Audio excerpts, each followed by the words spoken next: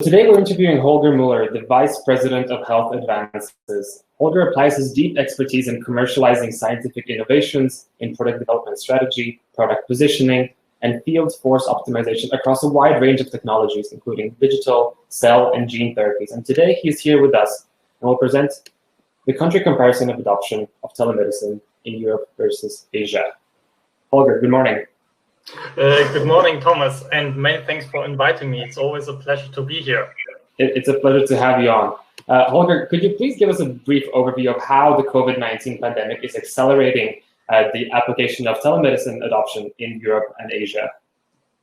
Absolutely, but maybe before I do so, I'd like to frame the discussion a little bit with the definition of telemedicine. So what we have, and Health Advances, the company that I'm currently representing, we have conducted a survey of how COVID-19 impacted telemedicine, but let's be sure that we all look at the same thing when we talk about telemedicine.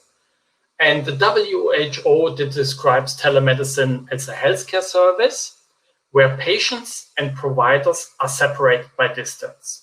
This will be important when we go a little bit long to make sure that when we talk about application, we have the same understanding.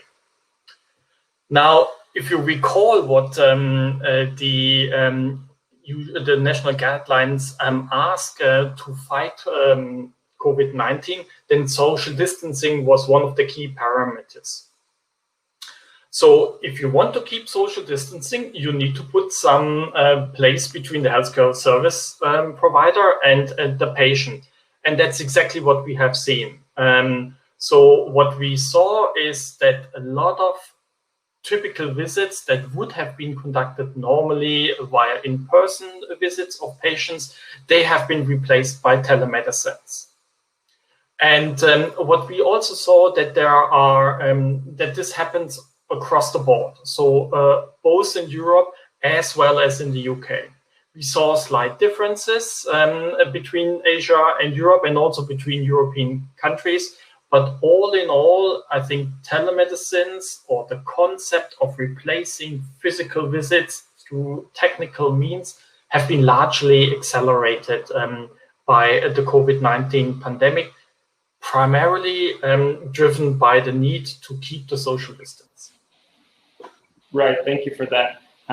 Could you maybe elaborate a little bit more on how telemedicine is being utilized in this age, in this era? Yes, exactly. So we thought about, or what we observed here was clearly it was the replacement of physical visits. So patients who needed a consultation, they, instead of going to the doctor and presenting their symptoms in person, they opted for technical means, video systems showing their symptoms, and this then replaced the physical visits.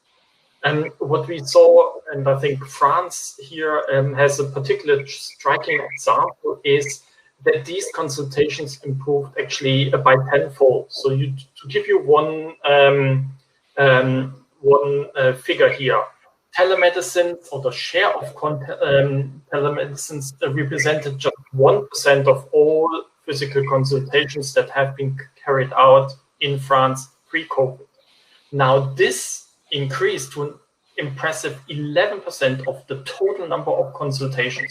So it's a tenfold increase in a period of a few months. That has really driven the acceptance and also the comfort of telemedicines. Great, thank you for that, Holger.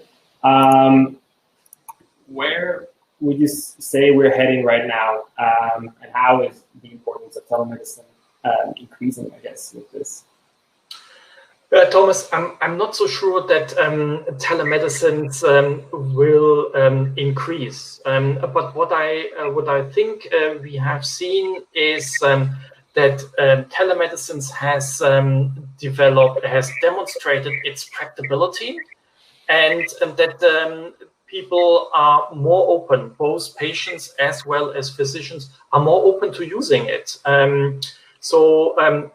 If we look at the stakeholders who are concerned, for me, these are the patients and the physicians, obviously, but also the payers. And I think they have realized that the technological basis that is required for telemedicines, that's actually laid and it's very reliable. Now, where we see particularly uptake and acceptance of this telemedicine is also where telemedicines can be easily integrated in the healthcare delivery system.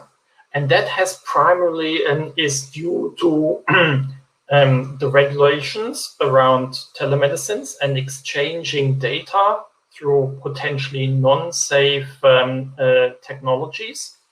And then also a reimbursement of the cost. So how should you reimburse the physician who goes on an interview on his computer instead of receiving a patient in his practice? So once these things are in place, then we see a more rapid increase. But what I see, if you ask me about the overall importance and the increase, I think that we see through the acceptance and through this practical tests, a more readily acceptance and hopefully also a more ready usage of telemedicines. Right, thank you for that. It's a great response.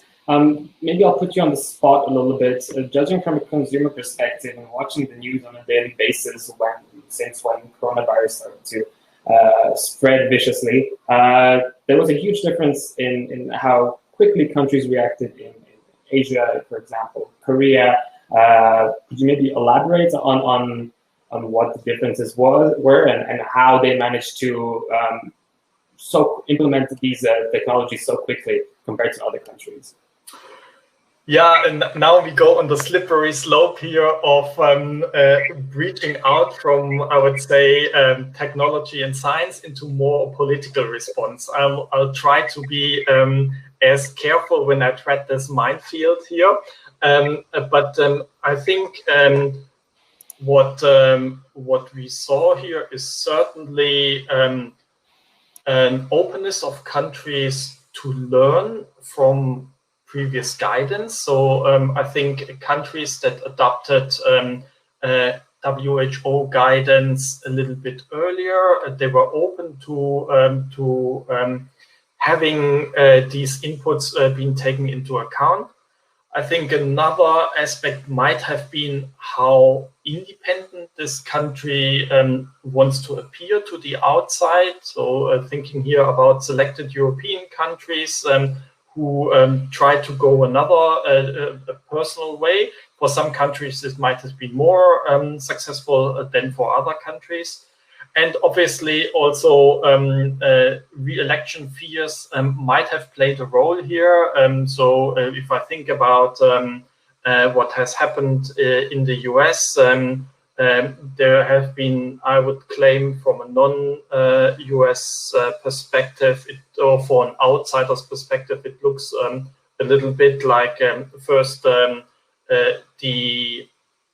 COVID-19 was completely neglected, then it was dramatized, and now the pendulum swings a little back and the economy is urged to open.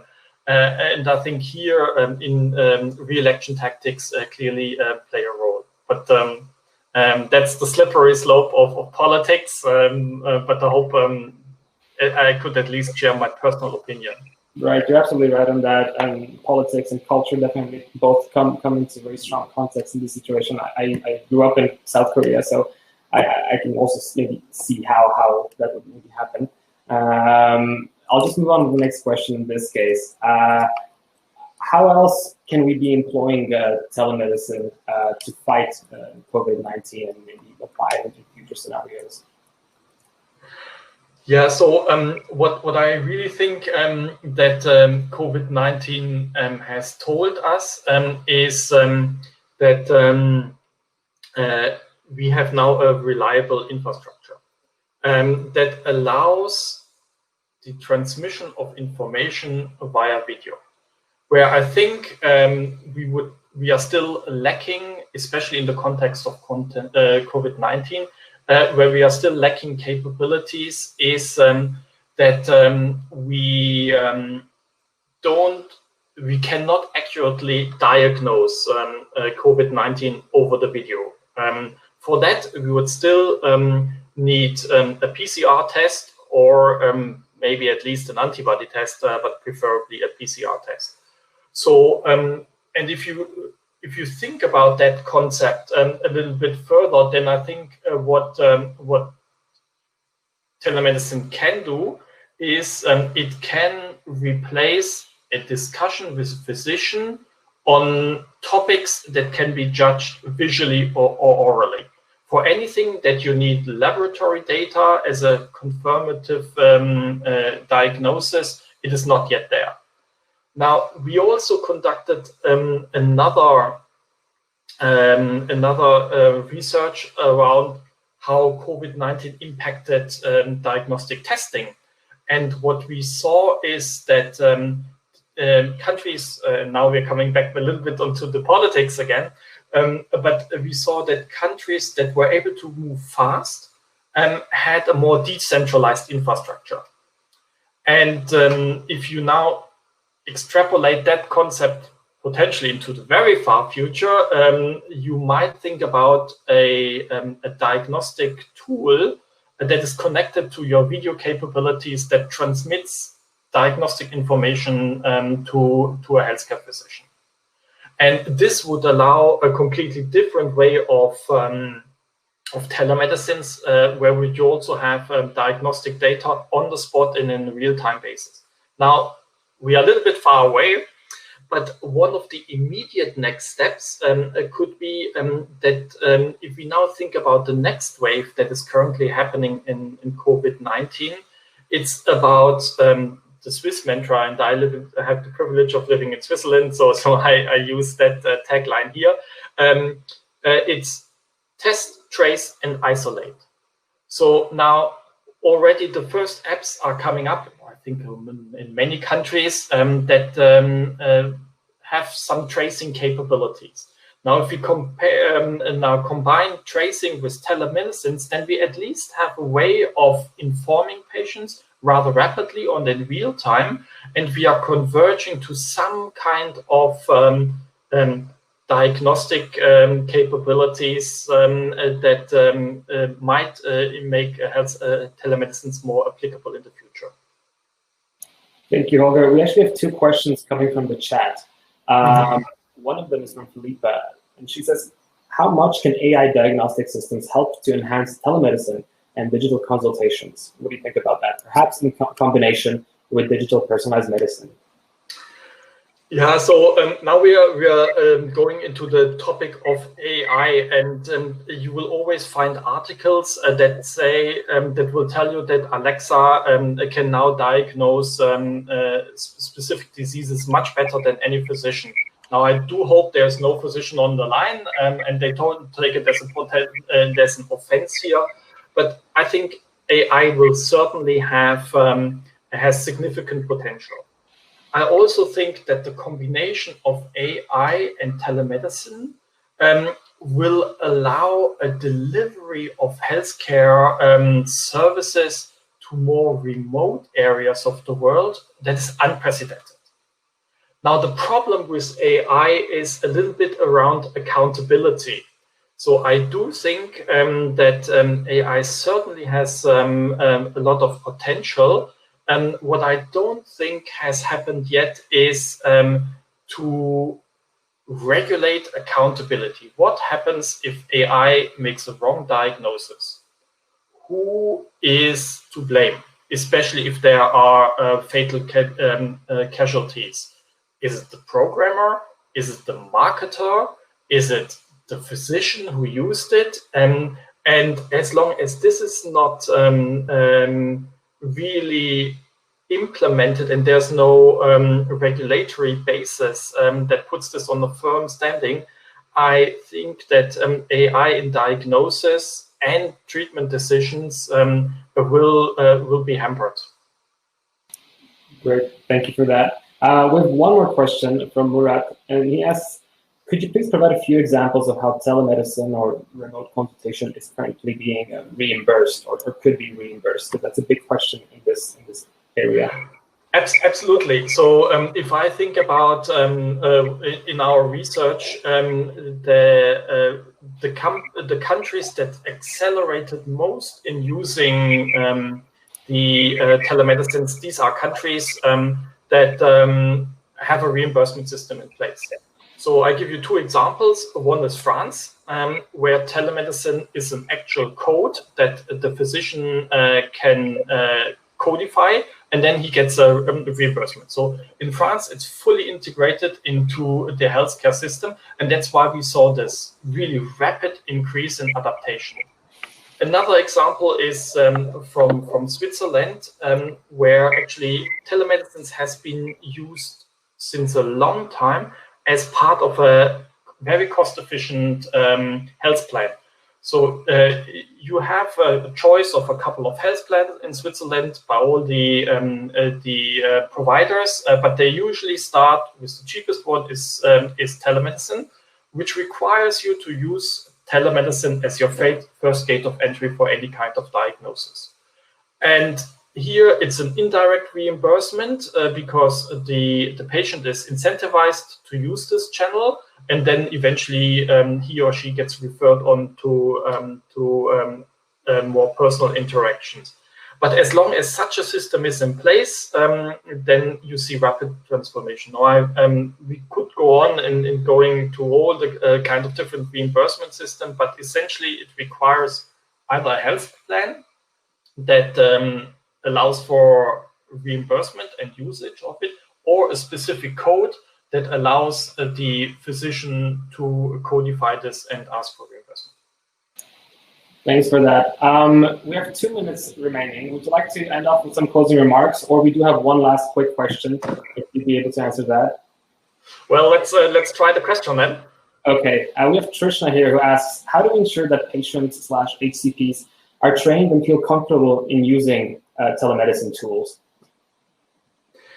Yeah, so at the moment, I think it is largely limited to some kind of video interaction, and obviously there is some training requirements, but at the moment, as far as I can tell, it works very much on a self-education basis.